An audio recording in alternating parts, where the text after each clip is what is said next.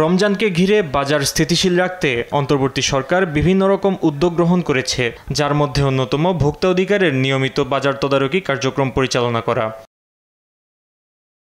সম্প্রতি রমজানকে কেন্দ্র করে ভোজ্য তেল নিয়ে যে সংকট তৈরি হয়েছিল তা কাটিয়ে উঠতে প্রয়োজন প্রতিদিন মনিটরিং, এমনটাই জানাচ্ছেন ক্রেতা বিক্রেতা উভয়ই। কিছু ম্যাজিস্ট্রেট বা আলাদা ওনারা থাকেন, দেখা যাচ্ছে যে ওই মুহূর্তটুকু বা ওই সময় দোকানদাররা দেখা যাচ্ছে যে কমাইয়ে দিচ্ছে, অথবা সব তৈরি করে সব ঠিক হয়ে গেছে গা, ওনারা সরে গেল গা, তারপরে অ্যাজ ইট ইজ। এখন তেল সরবরাহ ভালো আছে, এখন মোটামুটি আছে তেল বাজারে, সবার কাছে আছে তেল, এখন কোম্পানিও দিতে আছে, দোকানদাররা পাইতে আছে। মেন কথা এখন আবার বেচা কিনি কম, এই জন্য তেলটা রয়ে গেছে।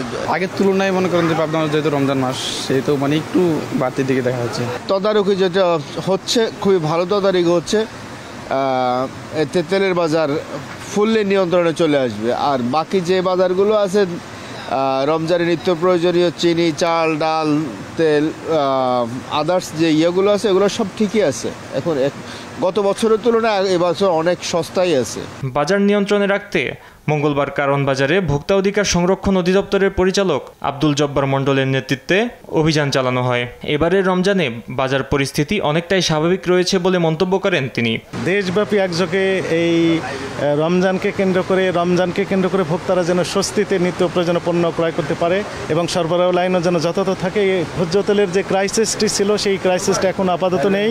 প্রত্যেকটা দোকানে 2 লিটার, 1 লিটার এবং 5 লিটারের যে বোতলের যে জার সেগুলো অ্যাভেলেবল রয়েছে এবং দোকানদারা বলছেন যে এখন কাস্টমারই বরং খুঁজে পাওয়া যাচ্ছে না। যে ক্রাইসিসটি ছিল সেটি এখন আপাতত নেই, এটি অফার হয়েছে। একই সাথে আমাদের এখন ফোকাস অন্যান্য বিষয়, যেমন আপনি বলছেন লেবুর বিষয়টি, লেবুটা অ্যাকচুয়ালি এখন সিজন না।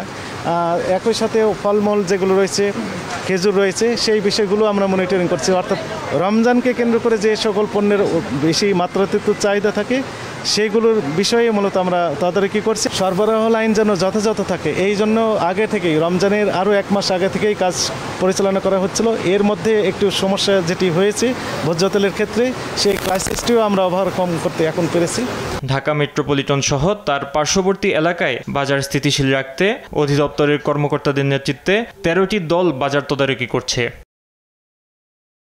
ফাহিম ইউসুফ, দেশ টিভি, ঢাকা।